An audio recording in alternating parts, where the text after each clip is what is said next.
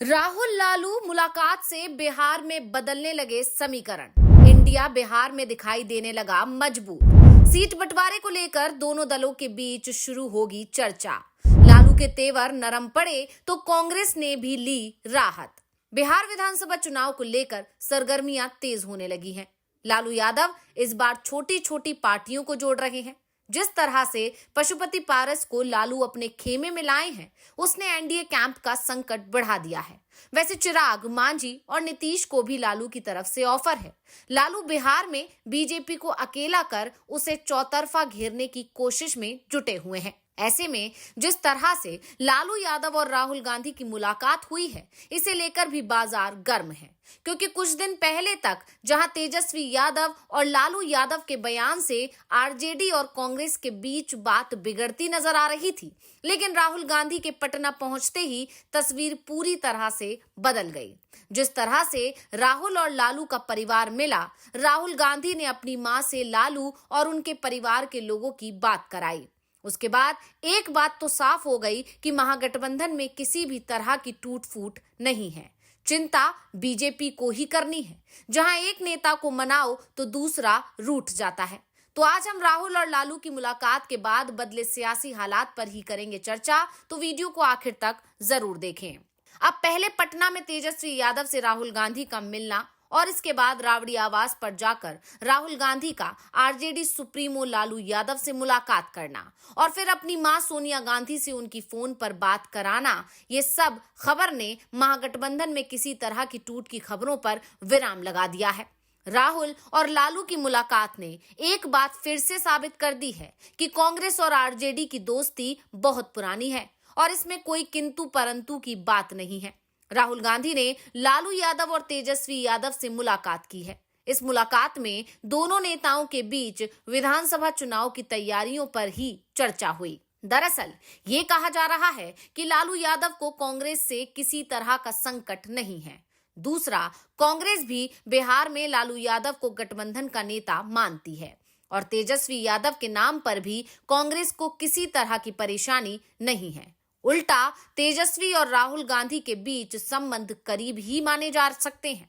जिस तरह से पटना पहुंचने पर तेजस्वी यादव ने राहुल गांधी का स्वागत किया था, उससे साफ हो गया था कि आरजेडी यानी राष्ट्रीय जनता दल महागठबंधन को मजबूत बनाने का काम करेगी। और सबसे बड़ी बात तो ये है कि लालू यादव को भी इस बात का एहसास है कि इंडिया के सहयोगियों में गांधी परिवार के वो ही सबसे करीबी हैं। इंडिया गठबंधन में लालू ही अकेले ऐसे नेता हैं जो जब चाहे सोनिया गांधी से मुलाकात का समय हासिल कर सकते हैं और इसका एहसास बिहार के सीएम नीतीश कुमार को भी है। नीतीश जब भी दिल्ली अकेले जाते थे तो वो कांग्रेस के दूसरे नेताओं से ही मुलाकात कर पाते थे, लेकिन जब लालू जाते थे या लालू के साथ नीतीश जाते थे, तभी नीतीश कुमार की मुलाकात सोनिया गांधी से हो पाती थी। लालू यादव राहुल गांधी को अपने पुत्र के समान समझते हैं। राहुल गांधी को वो जहां प्रधानमंत्री कैंडिडेट के रूप में समझते हैं, तो वहीं तेजस्वी को सीएम कैंडिडेट के रूप में देखते हैं।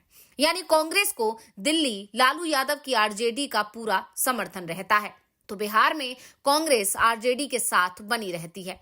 ऐसे में जो भी अफवाहें उड़ रही थी, उस पर राहुल और लालू की मुलाकात ने विराम लगा दिया।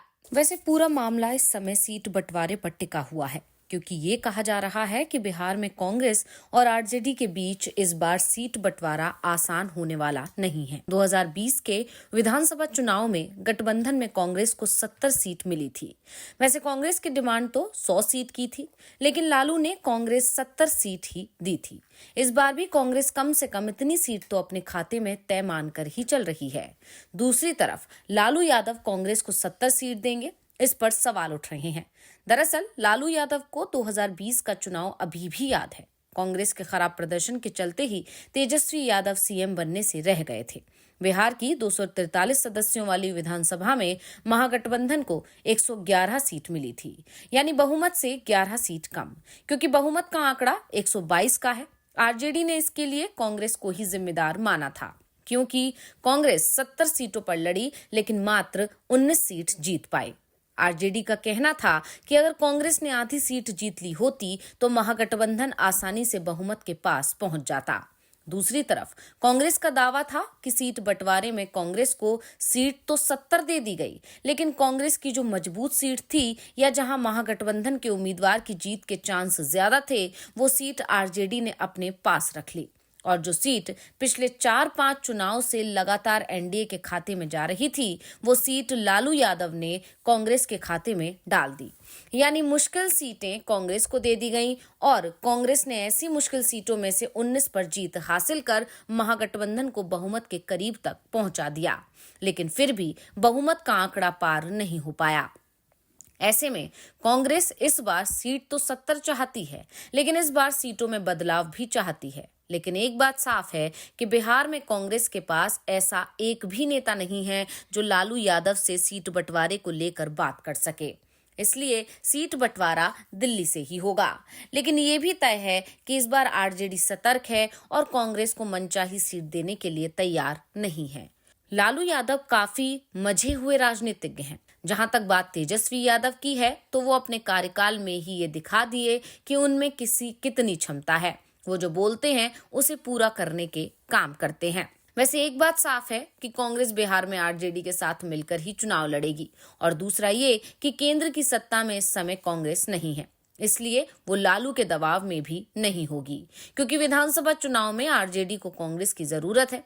यहाँ तक कि दिल्ली में भी लालू को कांग्रेस की जरूरत है। इसलिए वो कांग्रेस पर दबाव तो बनाएंगे, लेकिन इतना दबाव भी नहीं बनाएंगे कि गठबंधन ही टूट जाए।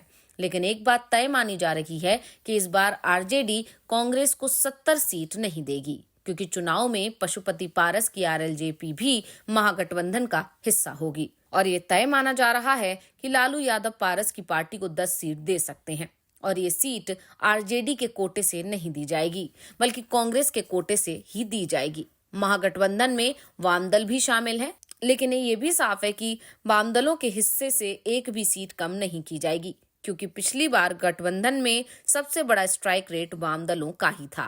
फिलहाल राहुल गांधी की यात्रा में सीट बंटवारे को लेकर चर्चा तो हुई है, लेकिन अभी सीटों की संख्या को लेकर कोई बातचीत नहीं हुई है।